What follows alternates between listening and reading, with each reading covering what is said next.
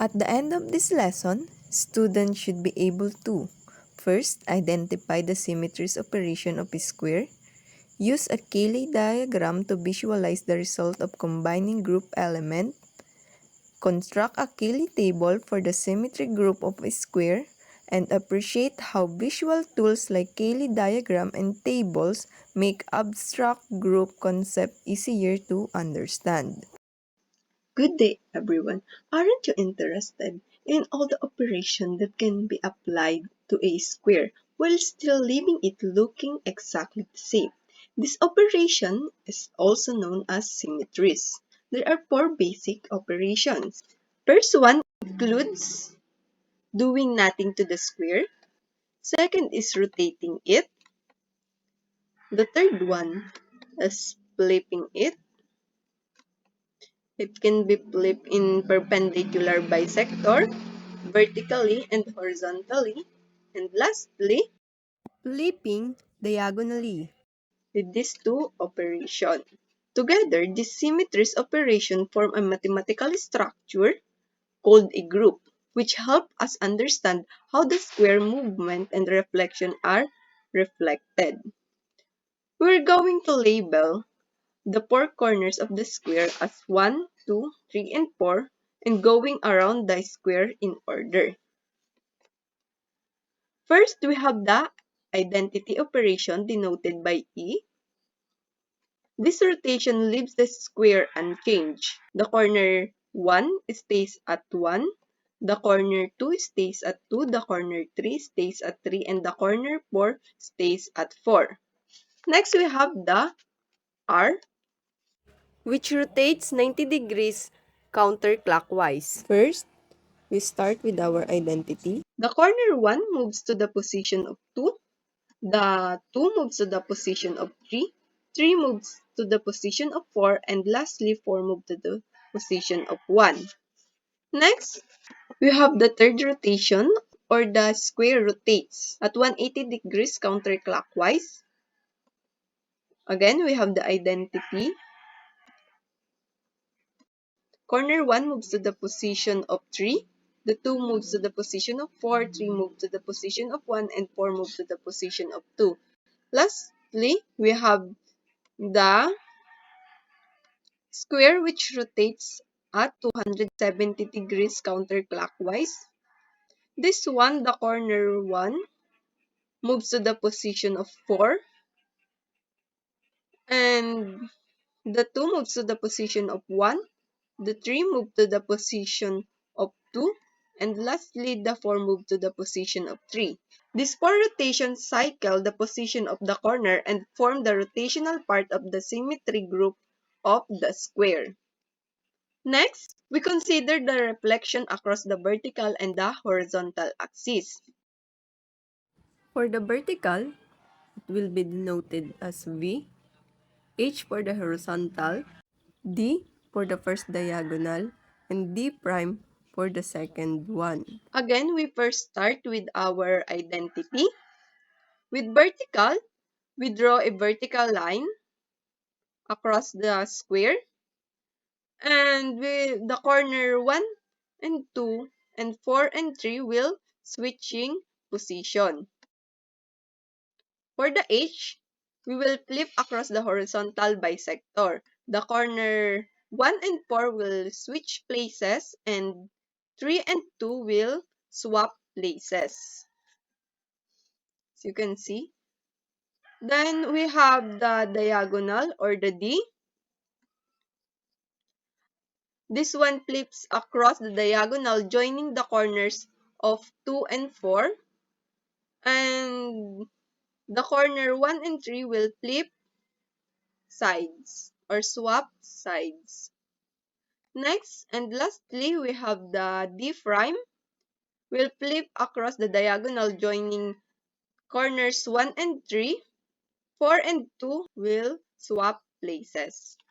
Now, what do you think will happen when we combine two symmetrical operations on a square? Does the order of the operation matters? Now, we'll have an example. D prime composed with r cube of x equals the D prime of r cube of x. Remember, the operation inside the parentheses is what you will do first. This operation or this composition goes right to left. As you can see, we have here the r cube, which means the square need to be rotated 270 degrees counterclockwise. So we can see that this one rotated 270 degrees counterclockwise, which where the one moves to the position of 4 and so on. Now we have the result for the r cube. We need to copy this before we find the diagonal prime. So this is not 4, this will be 1, this is 2, this is 3, and this is 4. As you can see, 2 and 4 should be stay in their places. So we need to copy 2 and 4 here. We need to remove this and 4. And we need to switch places the 1 and the 3. So 3 will go here in the top and 1 will go here in the 4. Now we have the result for the d prime of r cube. Do you see any similarities with this result? That's right, it's similar to the result of the flip across the vertical bisector, which means the d prime of r cube is equal to the v. Always remember that the composition inside the parenthesis goes first, then the other one, and it always right to left operation. Now, we look at Cayley diagram, which is a visual way to represent how the elements of the group act on one another. But first, let's acknowledge that V will be represented by F, which means flip, and D prime RF. H is R squared F, and D is equal to R cube F. In the diagram, the green arrow represents the rotation equation denoted by R. These arrows are directional. First, we will put the R squared and R cubed. Then, if we start from the identity,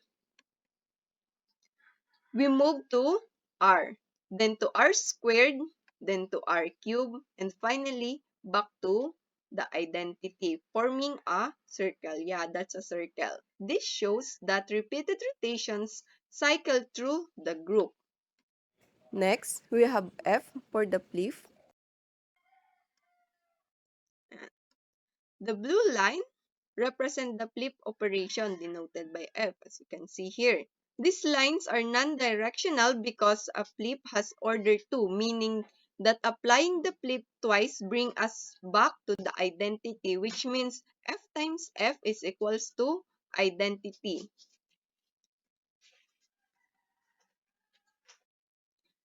Because of this simple line connecting two elements is enough, no arrow is needed. To follow the combination of operation, we trace a path in the diagram. We will put another arrow, and later on, I will teach you how to use this diagram. Now, let's have this example earlier. The d prime is equals to, as you can see, the d prime is equal to rf, and r cube is still r cube. First, we need to rotate 270 degrees counterclockwise. And then another rotation, 1, and then flip. It says in this diagram that the answer for this operation is F. And F is equals to V. As you can see, this diagram is more easy to use and more convenient. Now we move to the Cayley table, which work like a multiplication table for the symmetries of the square. Along the top row and the left column, we list all the 8 symmetries of the group. The arrow and the column corresponding to the identity look exactly the same as the list of the element, since composing any element with the identity leave it unchanged. A key rule of the Cayley table is what something called the Sudoku, because every row and every column of this table must only contain each of the 8 elements exactly one, with no repetition. This helps us check whether the table is filled in correctly. So now let's have an example. Let's find the answer for this. So we'll find the R and the H. So it's H and R, which also means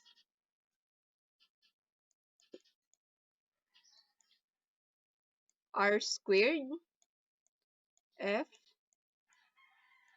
times R.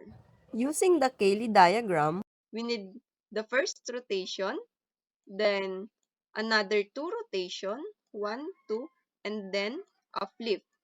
It says that the answer is R cubed F, which R cubed F is equals to D. Now, let's check in these boxes. We need to rotate this one time. So this will be 4, this will be 1, 2, and 3. And then we need to cut this or to flip this horizontally. This will be 4, this will be 3, this will be 2, and this will be 1. And this operation result to this box, which is also similar to this one, which is correct. Now let's have another example. If this one and this one.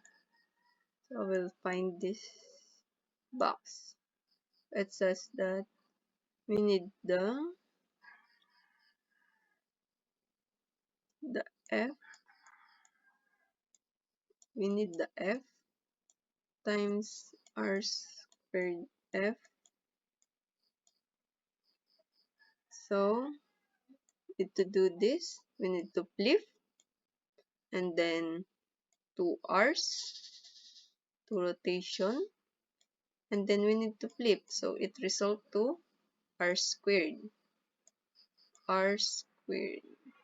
So let's do here. It says we need to have an horizontal cut. So this goes 1, 4, 3, and 2. And then we will do the vertical cut. We have 2, 1, 3, and 4, which is exactly like this one. now you know how to use the diagram. Now it's your turn to fill out the remaining. If you have any question, just comment in this video and I'll try my best to reply.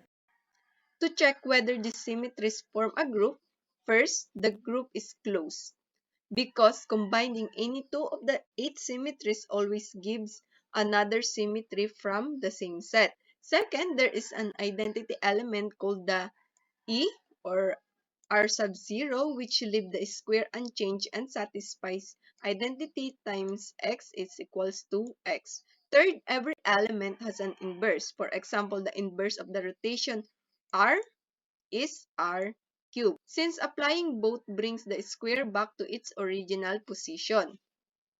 Fourth, the operation is associative, meaning the quantity of A times B multiplied by C is equal to A times the product of B and C. However, always remember that the group is not commutative. The order of the operation matters. For instance, RF is not equal to FR. This can be seen directly in the Cayley's table or using the Cayley's diagram, which is not symmetric across the mean diagonal. Because of this, the symmetric group of the square is non-abelian group. And that's all.